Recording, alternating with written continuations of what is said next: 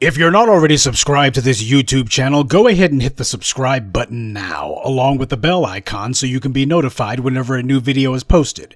And if you're already subscribed, check and make sure that YouTube hasn't unsubscribed you.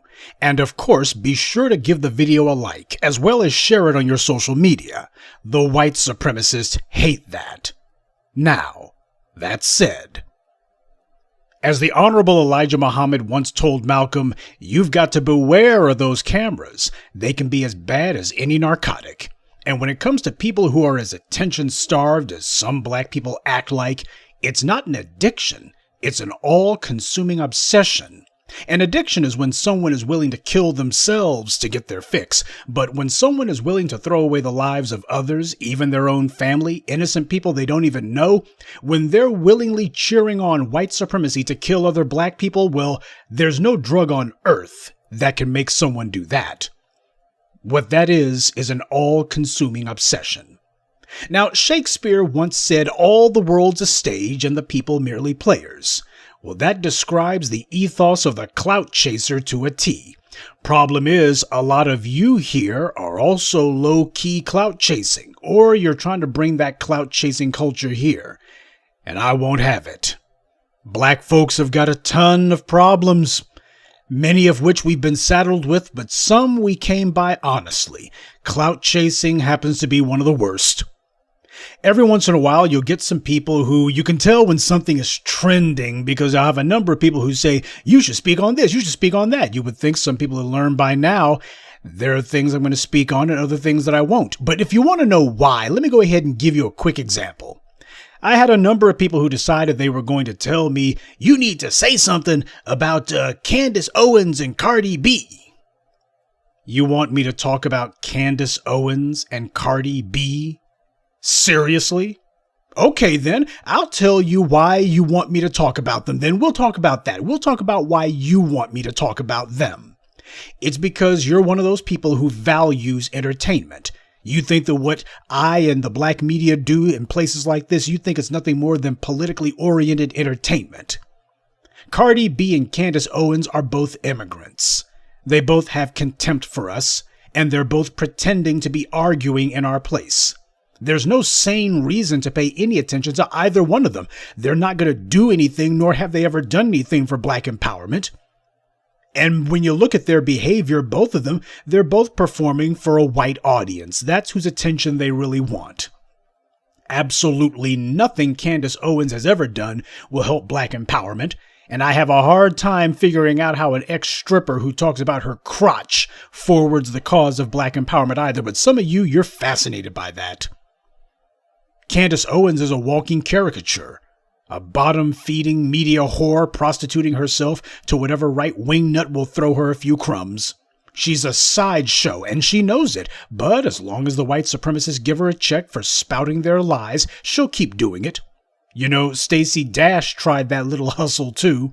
That is until Trump was voted out and Fox News didn't need a black sock puppet anymore. And just like Stacey Dash, as soon as these white outlets stop throwing her crumbs, Candace Owens will do just like Michael Steele and see if she can get herself a job on CNN or MSNBC. It's no different than Cardi B with her over-the-top raunchiness. They both draw from the exact same well and for the exact same reasons. Clout chasing is about finding someone who you can use to climb the ladder of notoriety. This is where YouTube beefing and Twitter beefing and all these other forms of attention whoring come from. They chase clout, but they'll never get it because true clout doesn't come from getting attention. It comes from being taken seriously in the acquisition of power. So the reason that you don't hear me ever deciding to sound off on these bootlicks like Candace Owens is because she doesn't actually believe half the anti-black crap that she spouts, but like Cardi B, she knows that she hasn't cultivated any other marketable skills other than showing her behind. In the case of Candace Owens, she shows her behind figuratively, while Cardi B shows her behind literally. What is there to be said about those two? They both traffic in obscenity, that's their brands. Cardi B puts out the most vulgar songs that she can because that's all she can come up with. When you have creativity, you deal in higher themes. When you have no creativity, you just aim for the gutter. Candace Owens knows exactly what her job is. It's to be a troll. When you see some bought and paid for Negro on the right who claims, well, I say things that the white people can't say, that's a Negro who's auditioning for a job. That's their calling card. They're basically making it known, hey, I'll go ahead and be your sock puppet if you pay me. That's pathetic that the only skill you've got is to be a willing meat puppet for racists, but what else do you expect from a bottom feeder?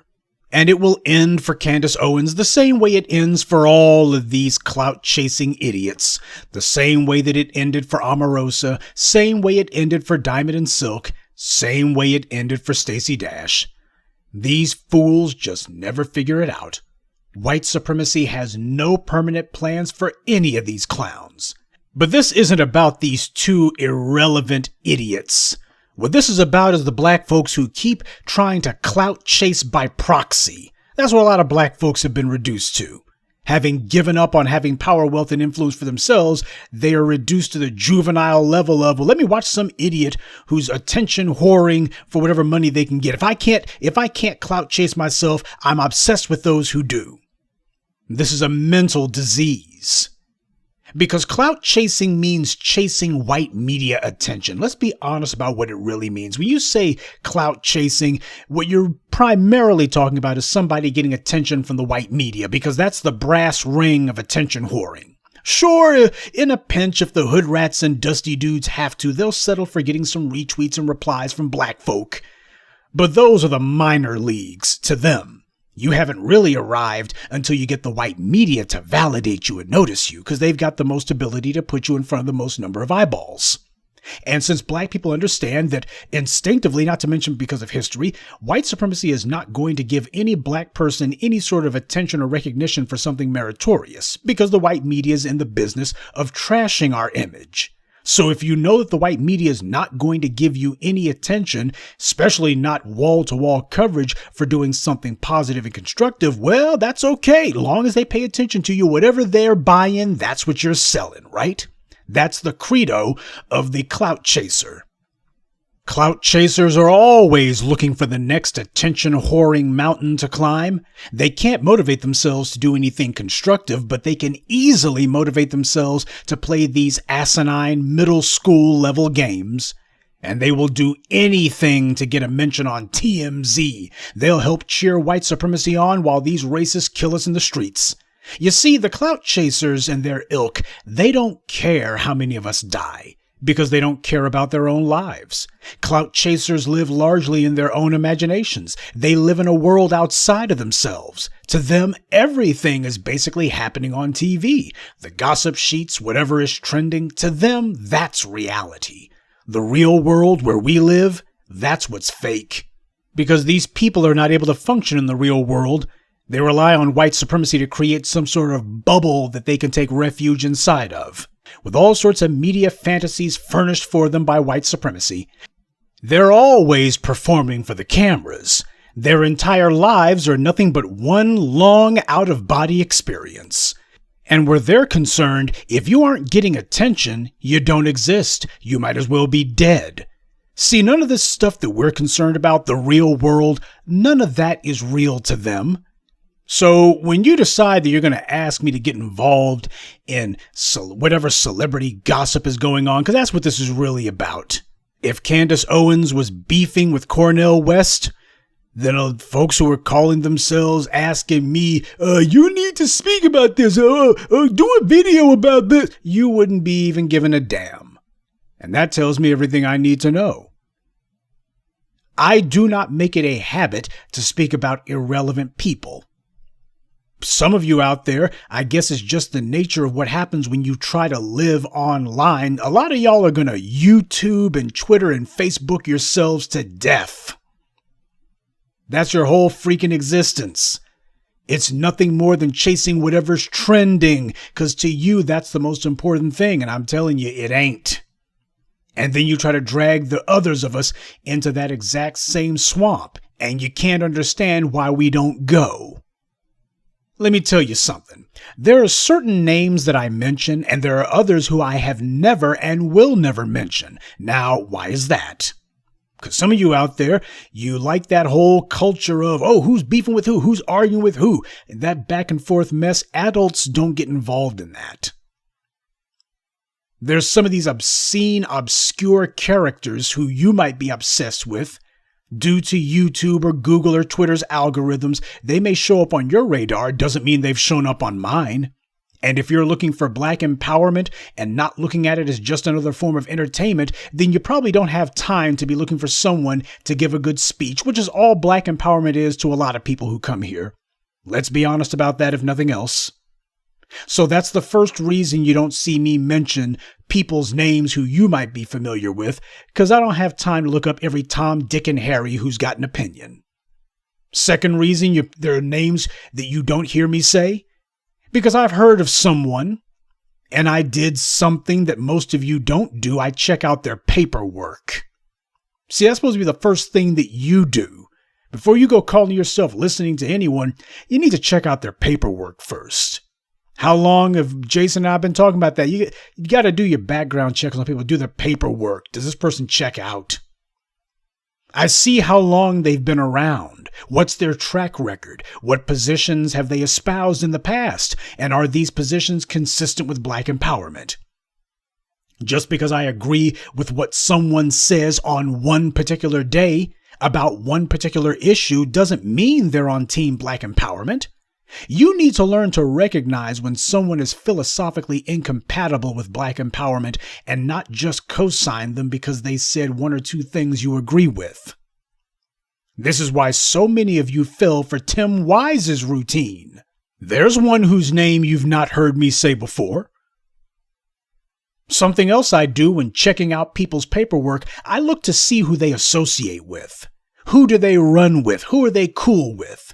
Who have they been running with in the past? See, over here, we judge people by the company they keep.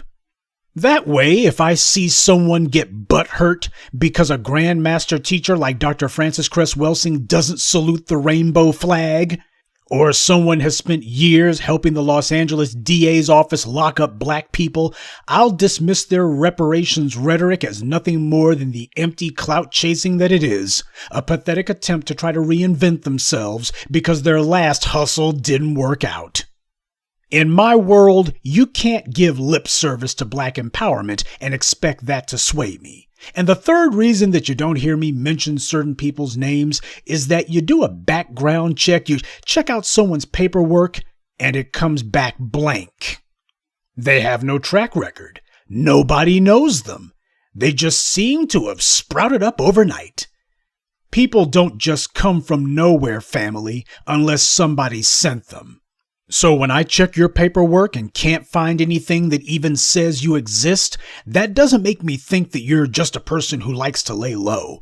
It makes me think that you were invented by the white powers that be.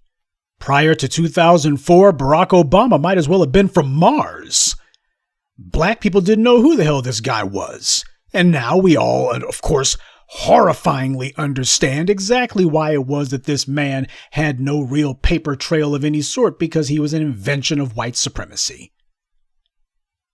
So why is it that we got so many Black people who are obsessed with clout chasing, or who are fascinated by those who do?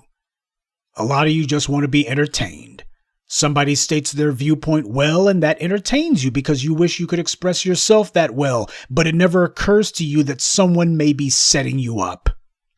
We see exactly what goes on when we got people who call themselves, with absolutely no permission whatsoever, deciding that they're going to be name dropping certain people. What you're trying to do is you're trying to spread the word about them, and that's what gets you blocked, and it should. It's obvious what you're trying to do.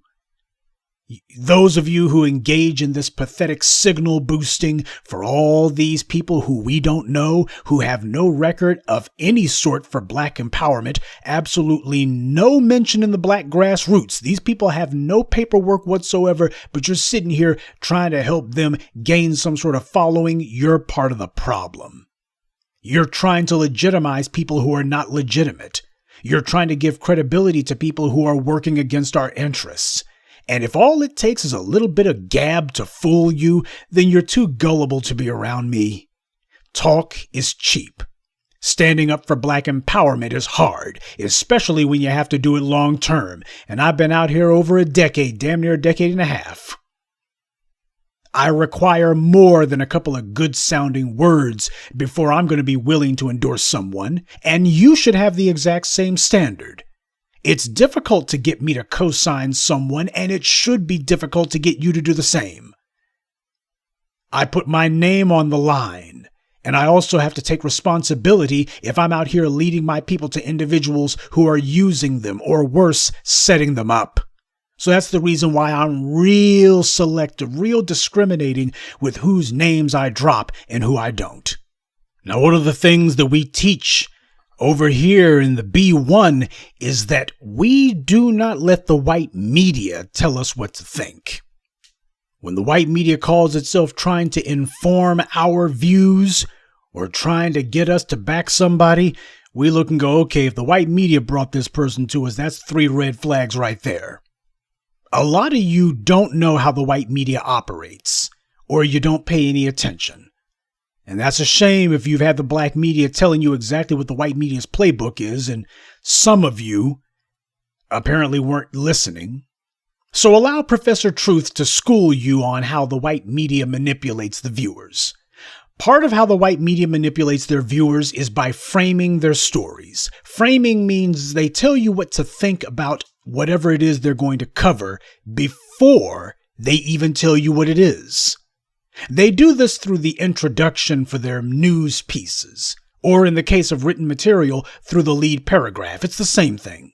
In both cases, the white media starts off by telling the viewer about the subject they're going to cover using words meant to tell the viewer whether they should like them or not. That's why it's called framing. In the case of a subject that the white media approves of, they'll use complimentary language.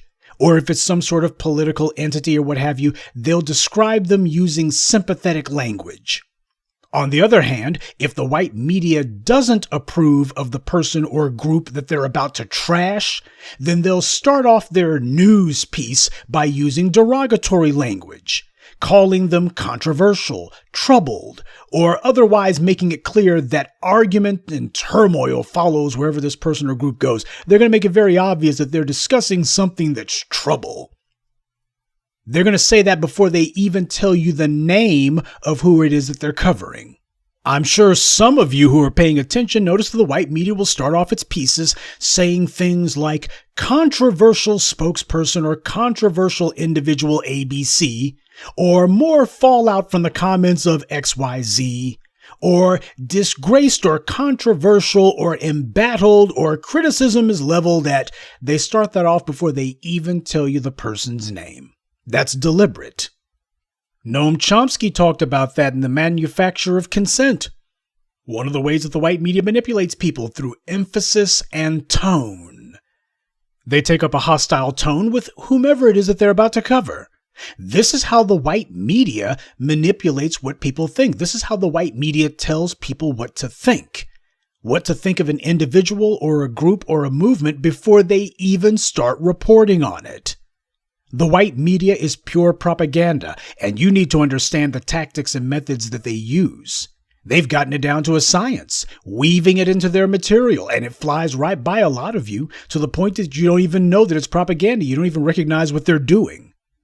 The last couple of months, the white media has ignored the ongoing violence that black people are still being subjected to. And instead, the white media has tried to invent a phony narrative where black people are apparently the aggressors and the bad guys, and black people are targeting Asians. This is the phony narrative that the white media has been working hard as hell for the last couple of months to push. They've been doing this for months, mind you. And the last couple of weeks, they have intensified their efforts and coordinated with one another.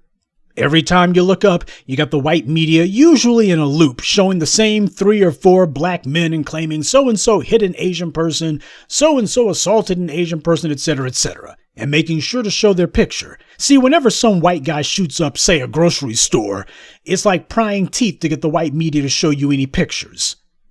They don't do any of that. But if it's a black person, they're not going to wait for anything. They're going to make sure that the second you hear breaking news, first thing they lead with, here's the picture. This is the anti-black propaganda that the white media has been manufacturing for the last several weeks. And they wanted to make sure that it reached a fever pitch the last couple of weeks because this is part of their narrative. How does the white media give the cues to the administrative arm of white supremacy, which is the government, the legislature? We need some laws to go after these niggers. They understand to start beating the drum loud as hell. Make sure that all the politicians are being asked about it. When you get brought on, you're not going to be asked about the economy. You're not going to be asked about the border. You're not going to be asked about whether or not Iran's going to go nuclear. We're not asking about competition from China. We're asking about those niggers. When are there going to be some laws to do something about these niggers? To protect Asians from all these niggers who are coming after them. When are you guys? They're going to make sure that that's front of mind. They're going to make sure that's the only thing that gets discussed. Hey, what about all these black people who are being murdered by the police? Or being murdered by some random white supremacist on the street? What about those black people being killed? Oh, that doesn't matter. What really matters is we think some black guy socked some Asian person in the face, and we can't have that, you know.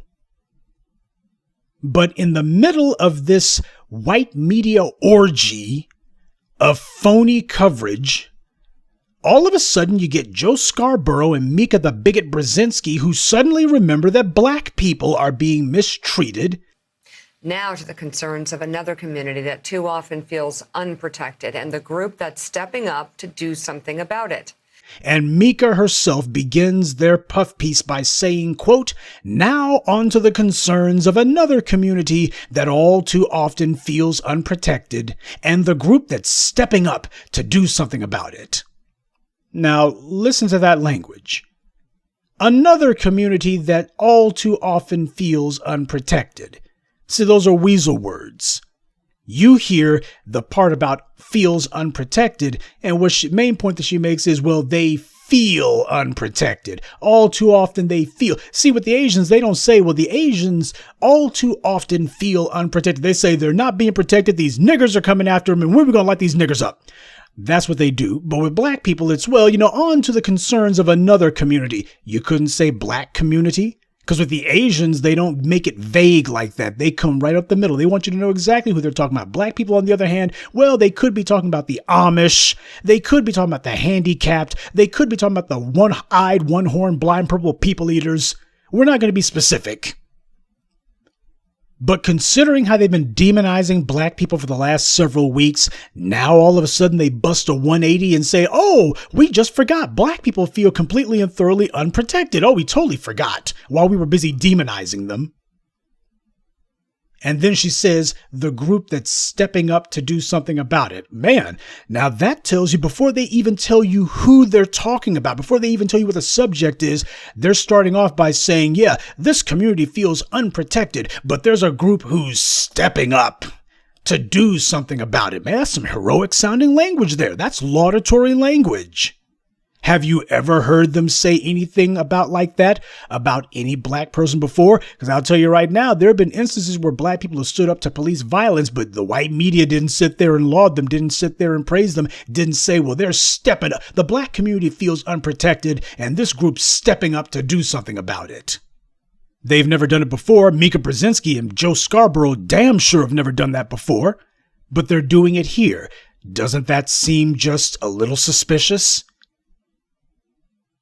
That, to me, is perversely ironic, considering that Brzezinski herself went out of her way to show contempt for the murder of Tamir Rice, rolling her eyes and sneering at her co-anchors when they were talking about it. Oh, she wanted to make it clear, as far as she was concerned, this was a waste of time to talk about. Scarborough himself was spreading a lie that Tamir Rice was shot because he took the orange tip off of the toy gun he had. Well, he tried pushing that lie until the video came out. After that, he was quiet. And who is it that they were talking about? Well, they were talking about a certain quote-unquote militia that you've probably seen, calling themselves the NFAC. And while I have nothing disparaging to say about the people themselves who are part of this group, I think that their hearts are in the right place. Their minds more or less are in the right place. But the thing about it is, whenever we have some group that just pops up out of nowhere and you got the white media covering them, as they were doing last year, we might want to ask why. Either they're doing it because they think that such and such black group can be used to ridicule black people or discredit us and discredit our concerns. Oh, these are a bunch of wild, out of control niggers. They're so unstable. Or it's some other group who they think, to an extent, they've got these people on strings. These people are in their pocket. It's also important to note, Mika, that the NFAC has no record of violent incidents. However, their leader, Grandmaster Jay, has been recently indicted on federal charges by federal officials who allege that he pointed a rifle at officers during that demonstration in support of Breonna Taylor in Louisville, Kentucky last September. It's important to note, Mika, they, talking about this militia, have got no record of violent incidents. Well, sure, if you don't include the incident from last July when 3 of their members were accidentally shot by one of their own because one of their guys accidentally discharged their weapon. The reporter then immediately follows up that little observation saying that there's no record of them having any violent incidents. She follows that up by saying that the leader of this group had caught a federal charge for allegedly pointing a gun at a federal agent, which by the feds they claim happened at the exact same non-violent incident, which the reporter seems to be totally unaware of. But this reporter completely overlooks all of that information. Apparently, she didn't bother to find out where did the feds' claims of a gun charge, where they get that from. And neither Bigot Brzezinski nor Scarborough said a word. What, you think they were totally unaware of it? Mika Brzezinski's body language was completely hostile throughout the entire piece. Folding her arms as she was reading the copy off the teleprompter, she wanted to make it crystal clear, I don't like any of this. But keeping her arms folded was as far as she went with it. I mean, you look at the chyron, defending black people by any means necessary. Who the heck is this piece meant for?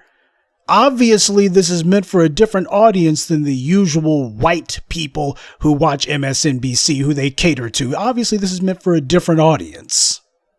And by the way, I'm not knocking that at all. I wish whenever it came to black people that the white media wasn't trying to figure out how do we see if there's any dirt under their fingernails? How do we dirty them up? How do we try to say they're just some criminal nigger who's just breaking the law? I have no problem with the fact that they decided that they were not going to emphasize any sort of charges or such. They left that till the very end. That's fine.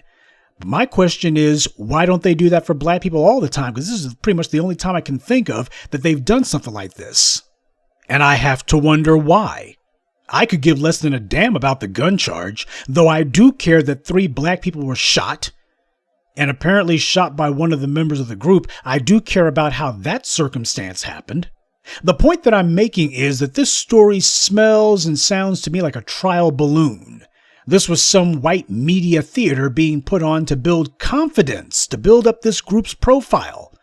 Now, white people aren't about to support these guys because they are carrying around assault rifles and handguns and saying, we're here to stop white supremacy. We're here to stop black people from being harmed at will by these white supremacists. So obviously, white people are not the audience who the white media wants to reach with this. So who is? Who do they think would look upon this group favorably, especially its leader, who was the main one that they were talking to? MSNBC is showing a lot more solicitude toward this group than they have toward any black people who the police have murdered. The white media looks to find anything they can use to claim a black person murdered by the police was violent. Or otherwise, hey, maybe he was unarmed and maybe he didn't deserve to die. But you know what? He really wasn't that bad a guy, so you shouldn't feel too bad about it. This is another way of the white media manipulating people. You don't talk about the fact that this was somebody who was someone's son. This was somebody who was someone's father, someone's brother. You don't talk about the good that he did in the community. Instead, you try to find out, did he ever have a brush with the law? And that'll be the only thing we talk about. Meanwhile, whoever the cop was who killed him, we're not going to talk about whether or not he killed any other people under suspicious circumstances. We won't talk about his disciplinary record. We won't talk about what the neighbors think about him. We won't talk about his past relationships. Was this guy an abusive boyfriend, abusive husband, etc.? We're not going to do that. We're not looking for any sort of anything that will dirty up the cop. Cops walk on water. They're all perfect as the wind-driven snow, and that's our story, and we're sticking to it. And it was especially strange for the white media to be doing a puff piece about this group, especially when you consider that a mass shooting had happened just a week before. And the main thing that MSNBC had been talking about was gun control. This is before the grocery store shooting that happened on Tuesday. But they were talking about the shootings that took place in Georgia. So while there was yet another phony debate about gun control, MSNBC, in the middle of all that, they decided to take a break so that they could talk about a bunch of black people whose entire organization is about carrying a bunch of guns. And they did not demonize them. They did not make it a point to discredit them, did not trash them, did not try to find a way to smear them or otherwise say that these people, they're just a bunch of crooks and criminals. Instead, they said the opposite. Oh, these people, they haven't been involved in any sort of violent incidents. Well, except for that one in July. There was a little bit of bloodshed there. But, they weren't shooting at anyone except for each other, so that doesn't really count, does it? Doesn't this strike you as just a little bit strange? Well, it struck me as strange, but some of you out there who apparently critical thinking was never high on your list of priorities, apparently it didn't strike you as strange at all. I am always suspicious of anything that's told to me by my enemy, and the white media is my enemy. I am suspicious of anything that they bring to me because I know that the same people who spent the last 400 years demonizing black people, who spent the last 400 years praising and making excuses for the murders of black people, these folks have not discovered religion. They're still in the same business of denigrating black people, disparaging black people, and demonizing black people. They are not about to be doing anything that's going to empower us or help us. As the black media, part of what we do is to look for patterns. We look beneath the surface. We dig deep because that's what we're supposed to do. We know what's normal for the white media, and we also know what's not normal for them. And where black people are concerned, the white media's standard, in fact, their only narrative, is that black people are bad, full stop. And they have been completely and thoroughly consistent with their defamatory slandering. Except for this story. I have no problem with black people with guns. In fact, I think it's way past due. I think it's a good thing. It's a fundamentally healthy thing for black people to be ready to protect themselves at all times with overwhelming force. I think that's a fundamentally healthy thing. What I'm not so sure about is whether or not it's a good idea to bring the white media in for a little caffey clash. I don't think that's such a good idea, because these are the same people who praise, if not justify, the murders of black people. See, that's the problem with clout-chasing culture. It makes it where you start being agreeable to all sorts of things that are detrimental. Tell me something. Have you ever seen the Proud Boys or the 3%ers or Adam Waffen inviting the white media to their training areas to watch them practice? Those groups are all a bunch of white supremacists, and yet they don't see the white media as being their friends. They don't decide that we need to let the white media know exactly what we're doing. We want to advertise. No, they don't do all that. But of course, you're black people and you're fighting a war against white supremacy. So of course you would invite the white media to come and observe. Go ahead and watch us while we go through maneuvers. Hey, do you want to interview our members? Would you like to sit down and talk with us? And you would encourage your members to talk to the white media? It's one thing to do an interview. It's another, on the other hand, to decide that you're going to invite them to come see what the world it is that you're doing. This is more like an advertisement than anything else. The reporter didn't ask any tough questions or incriminating questions, the kind of questions that they do with black people who have been murdered by the police. Black people in their hour of grief as their loved ones are dead and the killer walks free, the white media interrogates the family. Well, wasn't so-and-so a criminal? Didn't they have a record? And if not, well, the police say that so-and-so attacked them or resisting arrest, and, there's no witnesses who back up what you say, and no one backs up the cop either, but the cop wouldn't lie, would they? Do you forgive the white supremacists who murder your loved? Do you forgive them? The white media makes it where they steer the person being questioned toward the answer that they want, and it's always going to be something detrimental to black people. So you got this reporter here. She's talking to a bunch of black folks with guns, and she's not trying to demonize them or otherwise say that these guys are a threat. They don't talk to law enforcement. Since when do they talk about black people with guns and they don't ask the local sheriff or the police department, hey, what about these niggers with guns? If you're going to end a piece by saying that so-and-so has had a gun charge, then doesn't it make sense that the white media would also be saying, hey, what does the FBI have to say about these niggers? What does the ATF have to say about these niggers? You would think that they would be doing that if for no other reason than to alert the law enforcement authorities, hey, keep an eye on these niggers over here. We're sure you'll be able to jam some of them up on something just to let them know they should be on your radar. That's how the white media operates, but not this time. How very different this piece was as opposed to the way the white media treated Malcolm X or Louis Farrakhan or even Nate Parker. Anytime the white media talks with black folks, especially black folks who are out here fighting for our people's empowerment, every single encounter with the white media turns into some half-baked ambush. Look, while we can all agree that black people have a duty to exercise our Second Amendment rights and to secure our safety no matter who's trying to endanger us, we also have to ask, since when did the white media become sympathetic towards that? And since when does someone who wants to fight white supremacy trust the white media enough to invite other black people to come out and fire off a few rounds for the cameras? It's one thing for the leader of a group to consent to an interview, but how wise is it to let white media cameras near where your people gather and to let the white media talk to members of the group?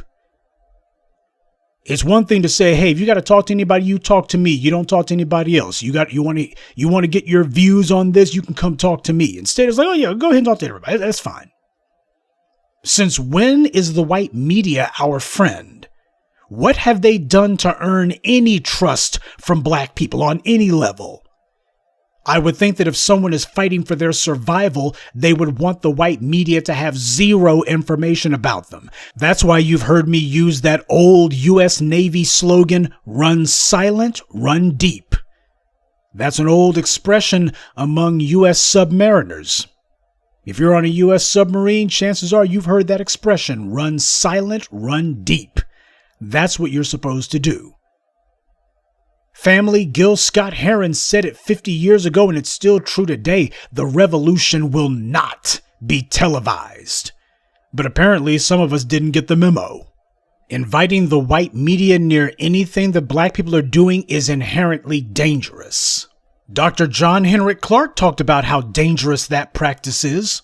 He recounted a story, I believe it was about Alan Meseroy, that's who he was talking about. Alan Meseroy, by the way, who is an immigrant. And how Meseroy was allowed to attend a certain conference that Dr. Clarke and his associates had gone to. And that because of Meseroy, there were a number of photos that were taken of the attendees as they came and went. And Dr. Clarke talked about that. He said that was inappropriate and wrong for that to happen. Now someone has a catalog of everyone who attended that conference. And he was right. That's standard practice of the government. They want to know exactly who it is who calls themselves putting their heads together to plot the downfall of white supremacy. It's dangerous, inherently dangerous, to let the white media near anything that we do because they're not showing up to help. I've told you repeatedly that the relationship between the white media and law enforcement is incestuous. You have reporters like John Miller of ABC, who has worked for the FBI. He's also worked for the NYPD and the LAPD. You got cops who go into the media like Bo Dietl, Mark Furman, and other white supremacists. You have media people who go into law enforcement. There's a revolving door between your local news station and your local police station. Whenever the police murder a black person, the white media literally repeats the police's talking points line by line. They immediately make it clear that whatever the cops did was justified, and that's the end of it. They work together on a daily basis. Only a moron would deny that. Something else that Dr. Clarke had said that I cannot help but recall. He mentioned that he had had a few critiques about the Million Man March and about Louis Farrakhan's disparaging comments about black people's hair texture and such. And Dr. Clark said that after he gave his observations about some of the stuff that Louis Farrakhan had said, that he received a number of angry letters from black Muslims, as Dr. Clark put it, individuals who I have never heard from at any other time. He was on these individuals, they've never written to him before, but they're writing to him now about this. So nothing Dr. Clark ever said before stirred these guys enough to write him something. But soon as he said something that apparently they felt turned a sacred cow to hamburgers, something that irked them, all of a sudden here they come when they've never spoken up at any other time. And that's how a number of you clout chasers have been when I'm pointing out some of these people who, how come you don't mention this group? How come you don't mention that person? You ought to know by now. I have my reasons. You see, what clout chasers want ultimately is to escape being black. They hope that if they're famous enough, then the dominant society will accept them and overlook their skin.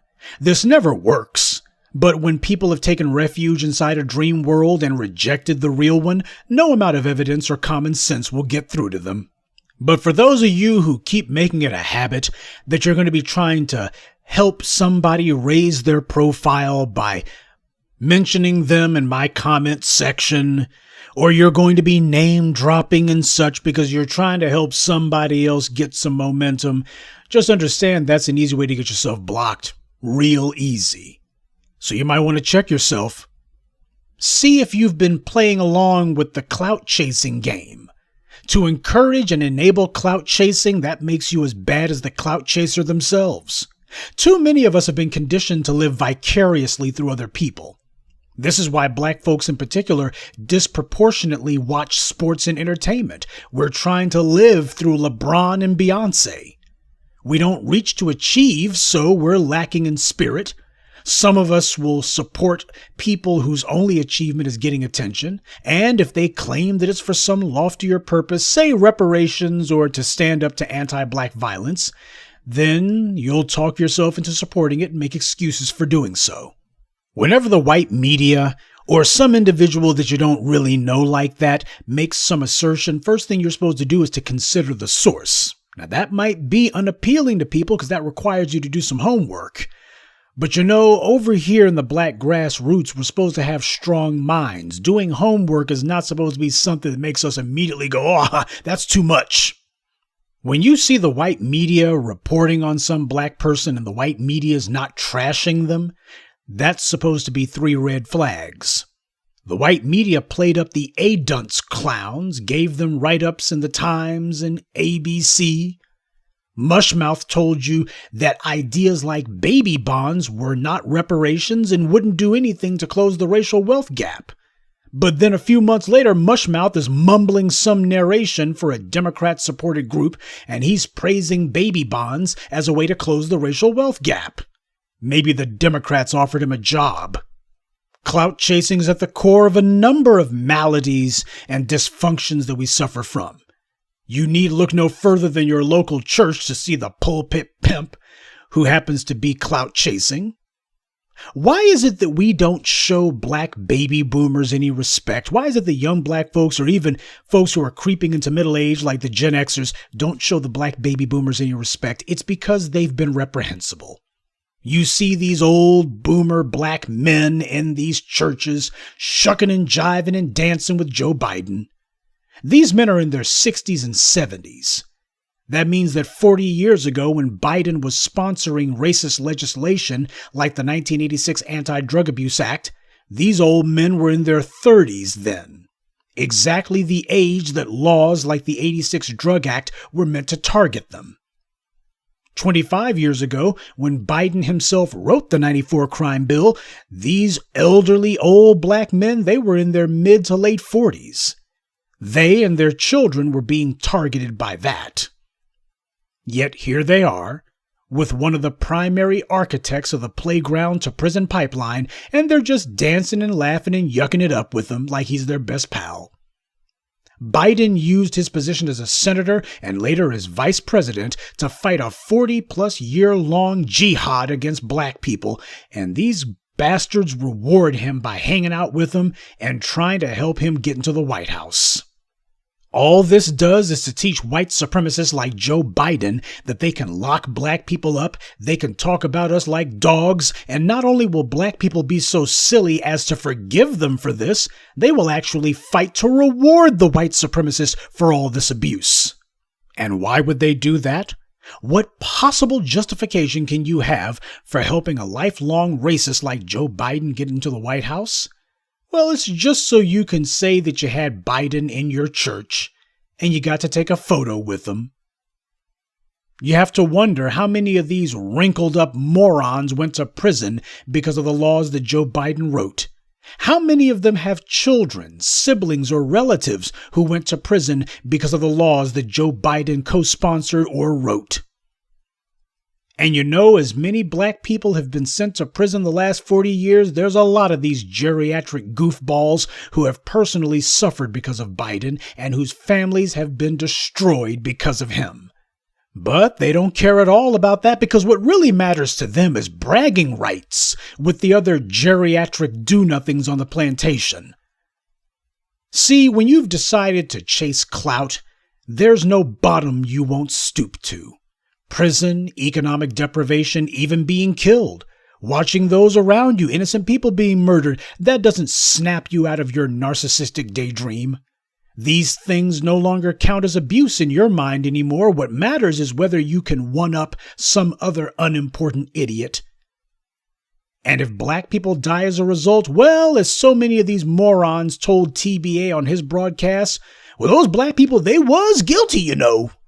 Whenever you hear me or one of the other senior thought leaders of black media say that this or that white media outlet knows about us, we're not doing it as a way to say that's our goal. We want the white media to know about us. We want these bastards to mention us. No, quite the opposite. What we're doing is we're not trying to get the white media to mention us. We're not clout chasing. We're simply advising you that the yardstick by which we measure our effectiveness isn't whether or not the white media acknowledges us. We're going to get done what we need to get done without the white media ever mentioning us. But I told you be careful when they start doing so. Because what that means is they're going to be coming in physically. All of a sudden, people are going to start getting arrested. They're going to come down on us if we're not careful. So with the white media, it's actually a good thing that these bastards, they hear us and fear us, but they're too scared to engage with us directly. That's a good thing.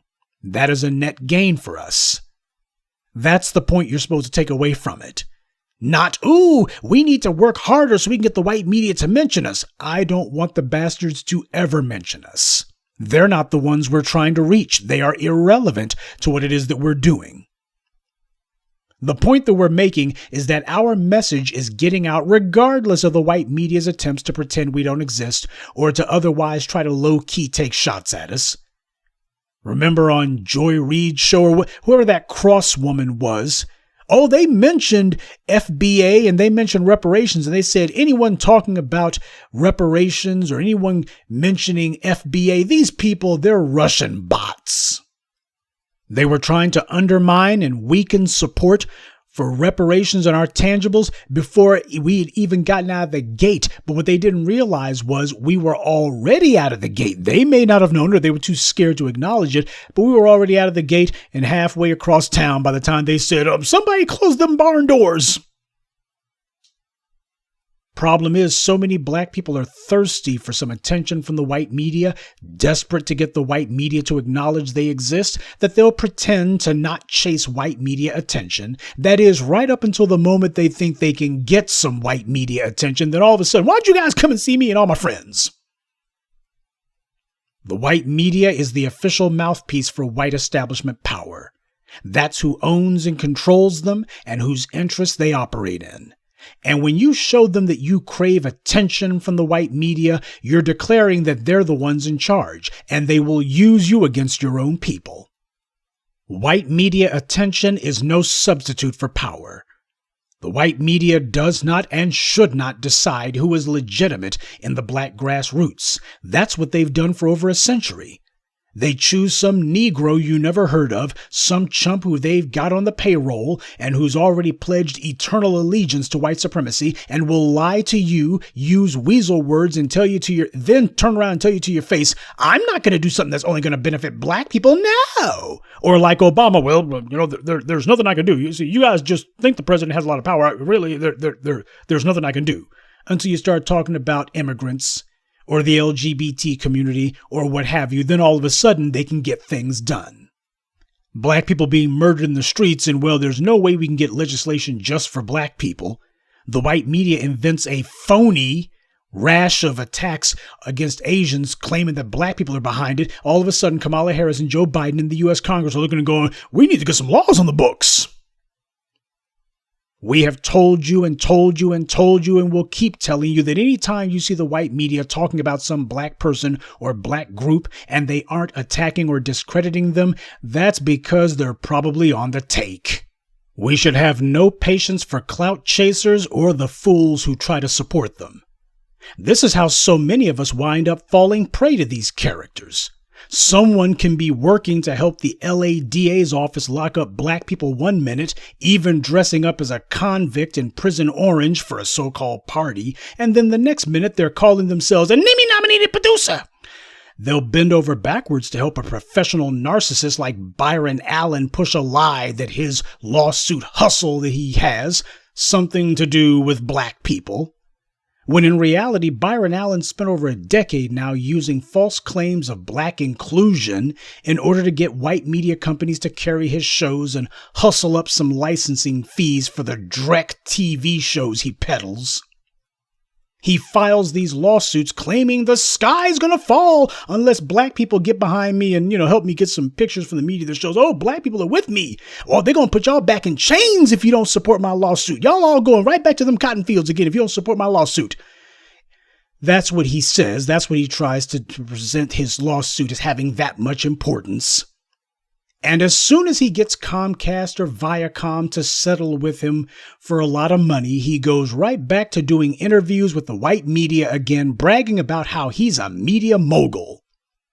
By the way, remember when Mushmouth and Squarejaw were so proud of helping Allen get some simple-minded black folks to stand out in the cold in front of the Supreme Court building with them, thinking they were doing something, when all they were really doing was being flunkies for his photo op? He needed some good optics to show that he wasn't the only one out here trying to help get this lawsuit hustle through the courts. That's basically what he was trying to do. You see, Mushmouth and Squarejaw figured if they helped push Byron's self-serving fraud, that black people would suffer if we didn't support him. They figured that if they helped Byron Allen sell the soap on that one, that he would give them a TV show or they'd get something out of it. Or at the very least, they get some sort of gainful employment. God knows they need it. But even those two half-wits eventually figured out that Byron Allen wasn't throwing them any crumbs. Their listeners certainly seem to have figured that out. That's the reason why they basically have no listeners now. No make-work token nepotism jobs for you two. By the way, can you imagine what the hell a show with those two goofballs would be like? I can see it now. And now introducing Squarejaw in her seersucker suit.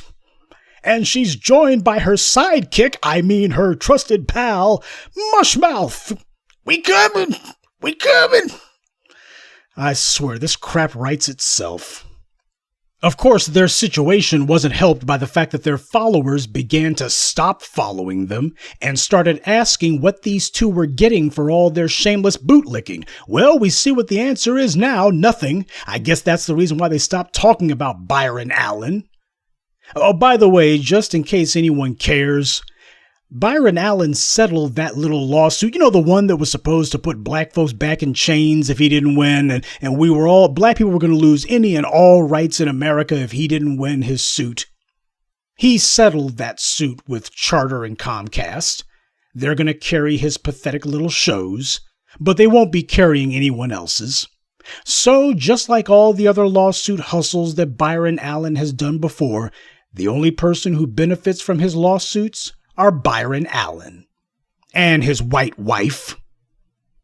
I told you, Jason told you, Tariq told you, Judge Joe Brown told you. We keep letting these backstabbers reinvent themselves, but that doesn't change what they've done or what they are. Clout chasing is not some victimless crime. And aiding and collaborating with them and propping them up and trying to spread this nonsense and bring them attention, that's not a victimless crime either. We're in a war for our survival, and we got to stay laser focused. So if you're one of these people who even vicariously wants to chase clout, you go ahead and you do that. Those of us who are actually going to survive this fight against white supremacy, we're not chasing something stupid. We're actually chasing something that's worthwhile. Power, wealth, and influence.